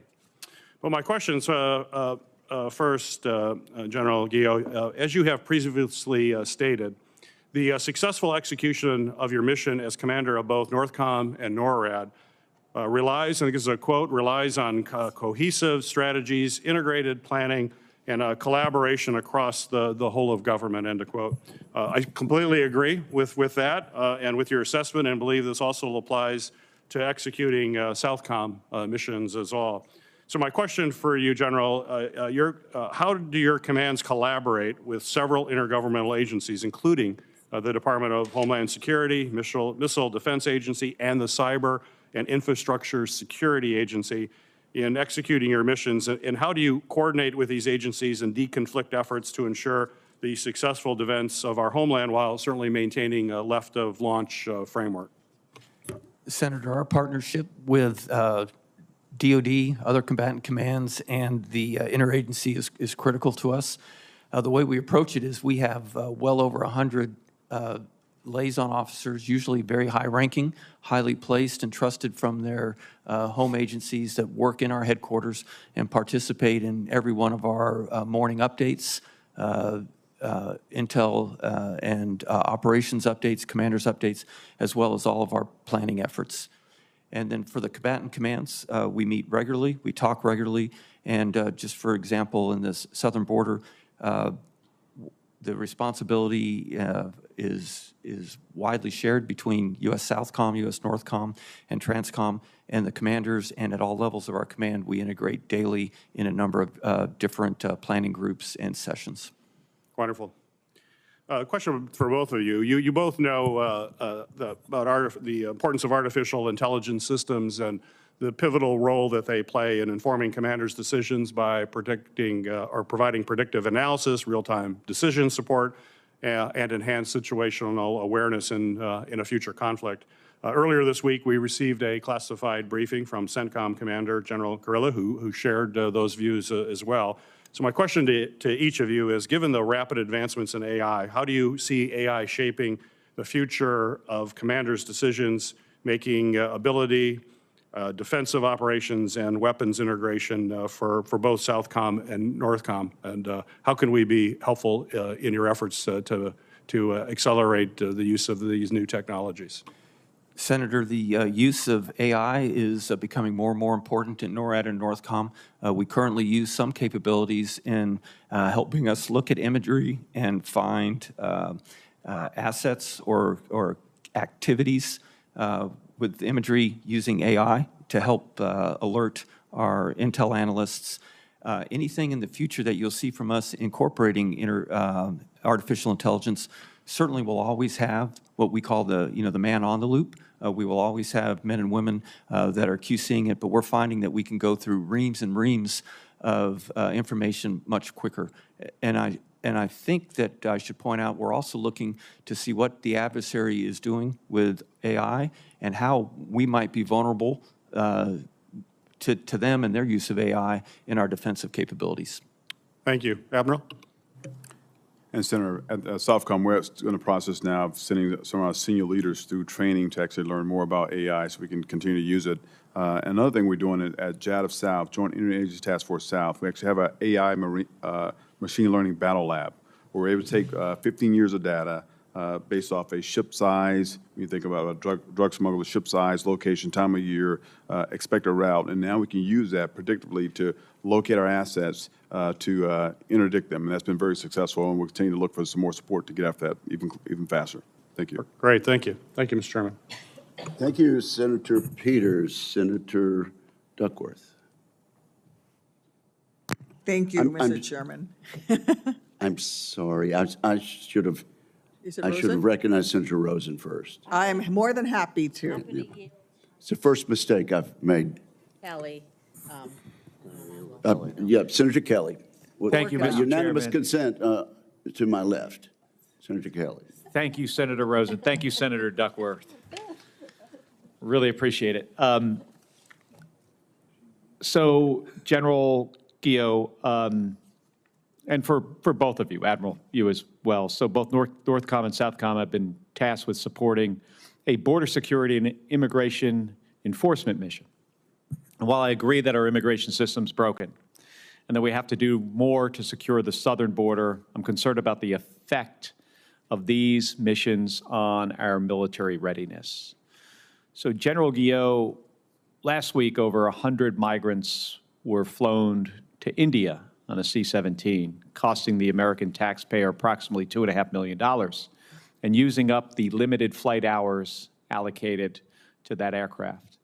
Using mil-air costs around $28,000 an hour or so for a C-17, that's 4 times as much if ICE would have chartered a flight. So given the strain on strategic airlift assets, are you concerned that continued use of C-17s and C-130s, and C-130s are less expensive, but still there are readiness issues with that? Are you concerned that using these for deportation flights could impact availability for higher priority missions? Senator, we work closely with the Transportation Command that operates these flights and are always looking to see if there are the authorities to contract that capability. Do you know what was dropped, what missions were dropped? And Admiral Holsey, same for you. Do you know if we dropped any missions to be able to support the flights to India or Gitmo? I do not know, sir. And Senator, I'm not aware either. And are you aware what the chain of custody looks like for detainees as we transfer them? As far as right now, the DHS has the chain of custody for the detainees as far as those coming to Gitmo. So that's not a military responsibility at all? No, sir. All right. And then, Admiral, I've got a question. We talked a little bit in my office about this yesterday. We're in the midst of a global strategic competition with China, and China continues efforts to influence politics and societies in the Western Hemisphere, in our neighborhood. And they use economic engagement to gain access and influence in countries in Latin America and in the Caribbean. So what's your assessment of the security situation in Panama, and what is your strategy to deter CCP influence in the region without contesting Panama's control over the Panama Canal?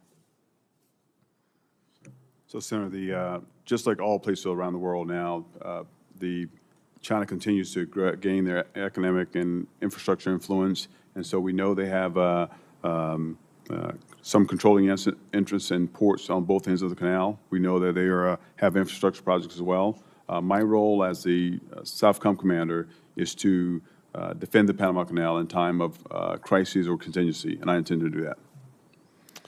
And do you agree that working with our partners would be part of this strategy? Yes, sir. And our partners meaning the Panamanians? Yes, sir. The Panamanians are key to working with us. In fact, right now we have an exercise called Panamax we do every year, and that's an exercise where we work with the Panamanians and our allies and partners in the region to do a scenario where we defend the Panama Canal. And just recently, the Panamanian president mentioned that he wants to do Panamax in Panama, so that's a change, right? So we'll continue to work with our allies and partners, continue to work with the Panamanians, and as we go forward. And can you describe a little bit what that exercise would look like in Panama? Yes, sir. So we think about nefarious actors trying to, create a explosion or something in the canal or stop up the canal. So again, as we're working and the approaches to the canal, so it's the entire thing to include cyber activity as well. So again, in every exercise we do throughout the region, there's always some cyber component, and so we continue to work that. So we do have a strategy, and this exercise being part of the strategy to counter the PRC's influence in the region as it is today. Yes, sir. And to be clear, I think I go back to a statement I made earlier about presence, right? I need presence in the region. Presence means power. Presence blocks out the PRC. And so I'll continue to do that. All right. Thank you. Thank you, Mr. Chairman. Thank you, Senator Kelly. General and Admiral, Senator Kelly was not the first to mention the cost of mil-air as compared to the cost of a charter flight. To your knowledge, are those figures correct? Senator, to tell you the truth, I don't have knowledge of that because those are all run through U.S. Transportation Command. I don't have access to those numbers. Okay, but you'll get that to us, will you not? Senator, Chairman, of course, I'll be very transparent. And how about with you, Admiral? And I don't know the figures, sir, but we can work to get that. Mr. Chairman, I can comment, if I could just make one comment. Absolutely, Just yeah. from experience, about 21,000 pounds an hour of fuel for a C-17. 737 is about 5,000 pounds per hour for fuel costs. So just in fuel costs, it's about a 4X difference. Okay, thank you. But you will follow up. The witnesses will follow up. I think we now have Senator Banks. Thank you, Mr. Chairman. General Guillot, the President's executive order to establish the Iron Dome for America stresses the need for both weapons to shoot down enemy missiles and also the satellites to track them. The EO called for the, quote, acceleration of the deployment of the hypersonic and ballistic tracking sensor layer. If Northcom is going to have an effective Iron Dome for the U.S. homeland, how important is it that we expand our fleet of ballistic and hypersonic missile tracking satellites and space-based sensors? Senator, expanding those capabilities would be imperative to having a successful shield over the North American continent. Can you expand on that? Why Yes, that's important? First and foremost, Senator, we have to detect anything that we want to defeat. And so the HBTSS that you described is the first capability that we think will reliably and accurately track a hypersonic missile. We have some capability already that can detect intercontinental ballistic missiles, but those are fairly easy to track because of their ballistic profile, whereas the hypersonics are both maneuverable and much faster.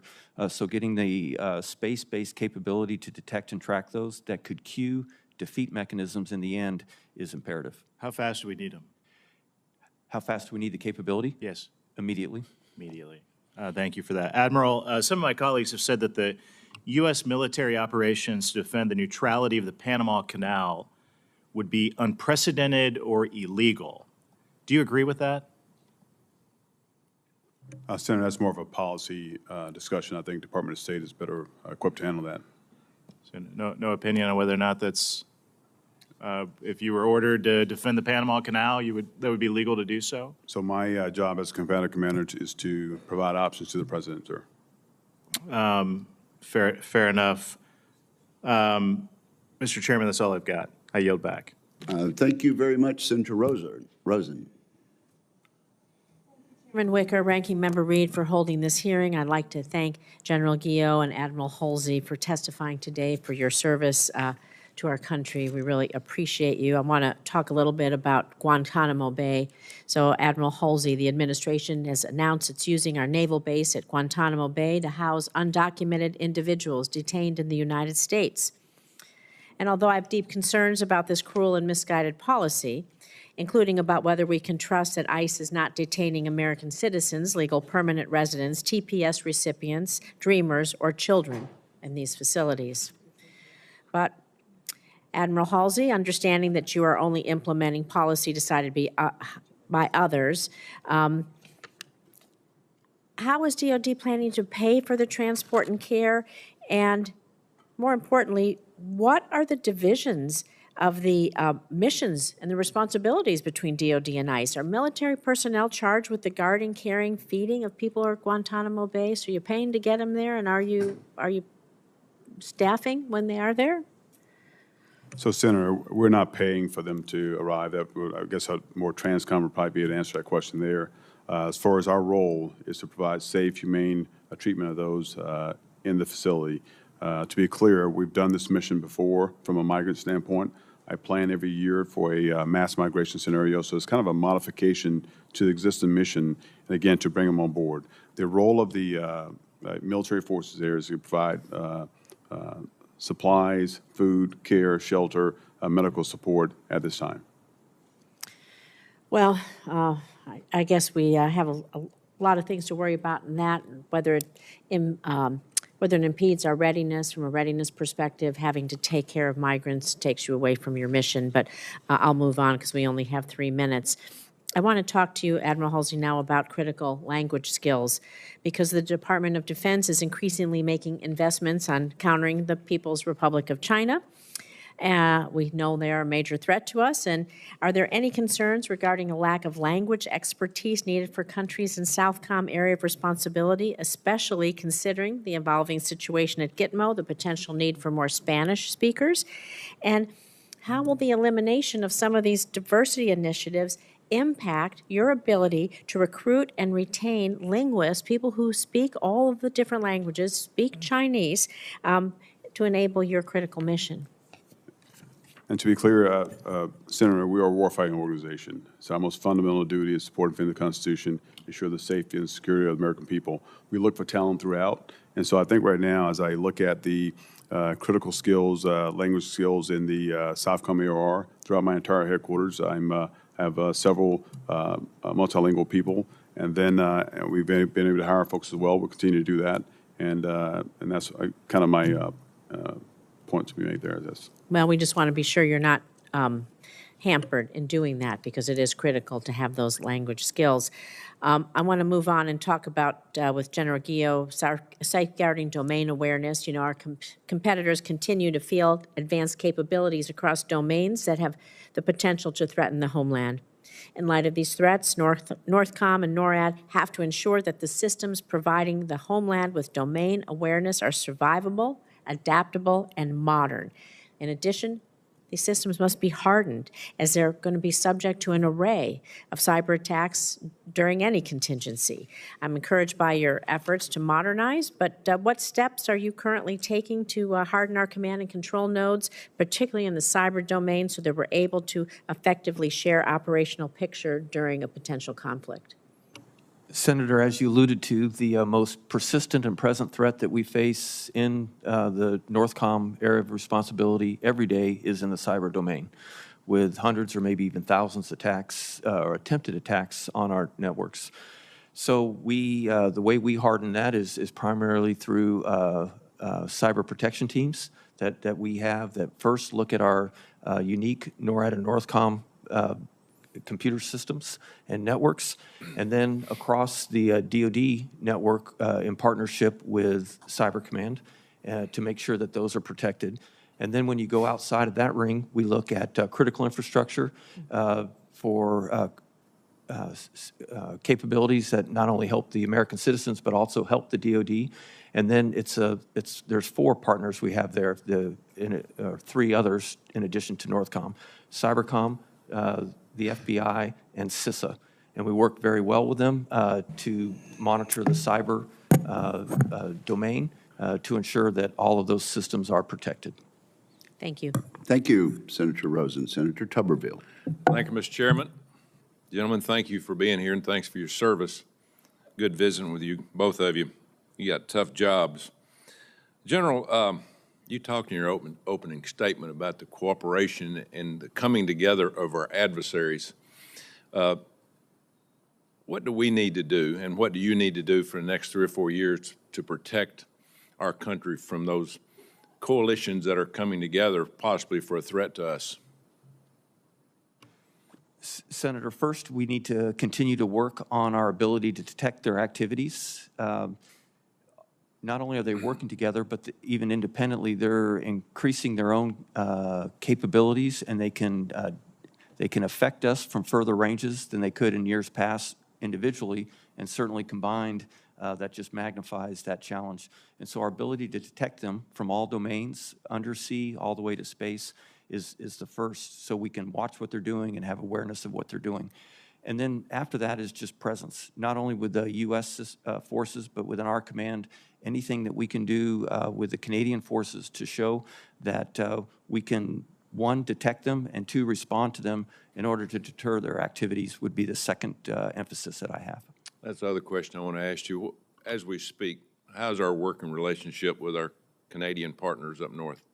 Senator, on a military-to-military basis, it's outstanding. NORAD is a binational command, and so they're partnered with the United States at every level of the command. And we talked earlier about the first time ever the Chinese and the Russians flew together in the Arctic.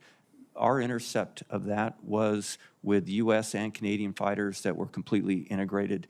So at the mill-to-mill level in NORAD, it's excellent. And then also between Northcom and CJOC, the Canadian Joint Operations Command, there's several times where we have Russian or Chinese ships out in the Arctic that are being patrolled by the Canadians out of U.S. bases to build that strength and relationship we have. Yeah, speaking of the Arctic, do we actually have a icebreaker that works now?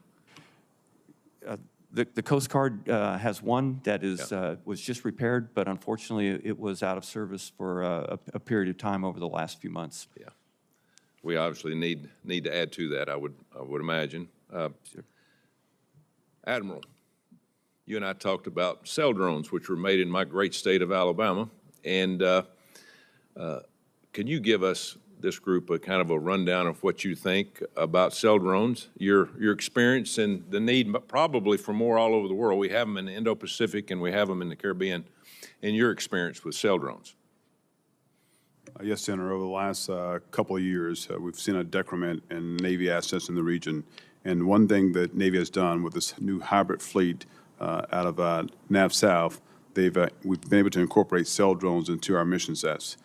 They provide great domain awareness, and right now we're doing an Operation Southern Spear, where at this point we'll have cell drones in the Caribbean and in the Eastern Pacific, along with other unmanned assets to counter the drug fight. Right, so it gives me more maritime domain awareness, and it helps our partners as well, because we're trying to bring them into this piece, and so they have a better understanding. One thing our partners continue to ask for is domain awareness, intel sharing. So again, having those assets in the region for a lack of other assets is making a difference for me. Used for what main reason are they used for as we speak? For drug runners? So right now it's maritime domain awareness, so overall surveillance, right? So they actually have the capability to patch back to our MOC, our Maritime Operations Center in NAV South. So again, they can pick up contacts and it completes the picture, right? And the information can sell. So if you spread these assets out, they can cover more domain as opposed to just one ship. Yeah, as we speak, how many do you have operable in the Caribbean? So right now I have 8 operational in the Caribbean and 3 in the Eastern Pacific, and more flowing in. So I have a total of 20 here in the next couple of days. That's great. Well, we appreciate what both of you do, and anything we can do to help, let us know. Thank you, Mr. Chairman. Thank you, Senator Tuberville. Senator Duckworth. Yay, it's my turn. Thank you, Mr. Chairman and Ranking Member Reed. The number of troops assigned to the border mission continues to grow. We've had this discussion today, but I want to emphasize it. With the total expected to reach at least 3,600, and I think, General, you testified that it will be maybe even upwards, getting closer to 5,000 potentially. This number includes some of our most experienced infantry and support units. Are we really preparing for a great power competition with the communist PRC, or are we asking our Marines to lay concertina wire at the border? Are we asking our pilots to be combat ready, or are they supporting deportation flights? As we consider the ways that responding to these missions in Northcom and Southcom is impacting the military's ability to focus on the primary mission of great power competition and warfighting, we need to also factor in uncertain but rapidly increasing costs of DoD support at Guantanamo Bay. On January 29th, President Trump greenlighted the expansion of the Migrant Operations Center, or MOC, at Guantanamo Bay. And as you're likely aware, this expansion comes with a range of costs that will impact the overall budget. Everything from medical care and sanitation to education for migrants, as well as expenses tied to deploying military personnel to Gitmo. Admiral Holsey, could you provide a breakdown of the timeline and projected construction costs for increasing Gitmo's capacity to 30,000 people as outlined by the President's directive? Senator, at this time, we're doing a phased approach. So right now, we'll have a capability for about 2,500 cots, and that plan is going to go up if we continue to phase it in. And we haven't decided that yet. I'm waiting further direction. So at the initial point, I don't have a cost estimate of what would take for 30,000. So right now, we're still in the infancy phase of it. Well, you have a presidential directive. Have you not started planning to fulfill that directive? So right now, again, it's a stage approach, a tailored approach, right? So right now, we won't necessarily go. We don't know. We're working with DHS to understand the flow of migrants. So we're not going to go. We won't go to 30,000 unless we know that migrant flow will come. So we're waiting at this point. Well, as that planning process moves forward, can you get me those data? Yes. Figures? Yes, sir. I will work through the OSD. Yes. Thank you. The fiscal year 17 MILCON, actually a project for mass migration complex, was actually for 13,000 migrants, and it cost $33 million in FY17 MILCON, just as a comparison. It stands to reason that an expansion to more than double that capacity nearly 10 years later would most certainly cost much more than the $33 million that was projected to cost in FY17.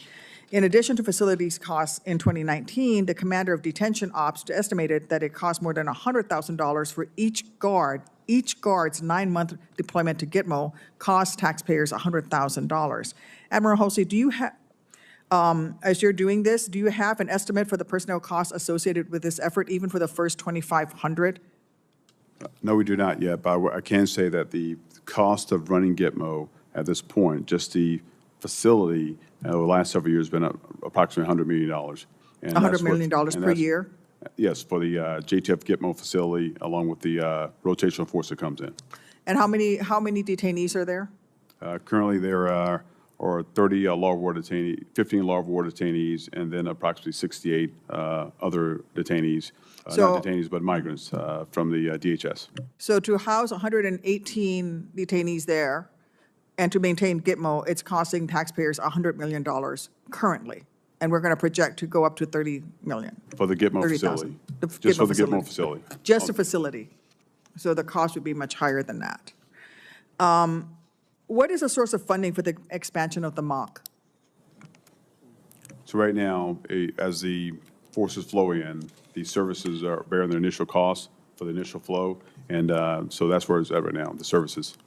So it's coming out of the services pockets. What priorities will be left unfunded as a result of this shift in priorities? I can't answer that, ma'am. I think we have to ask the services. Okay. I would also like to address accountability on the DoD flights. Admiral Holsey, what is being done to ensure that risk is mitigated for pilots, and what security measures are in place to manage the personnel on board?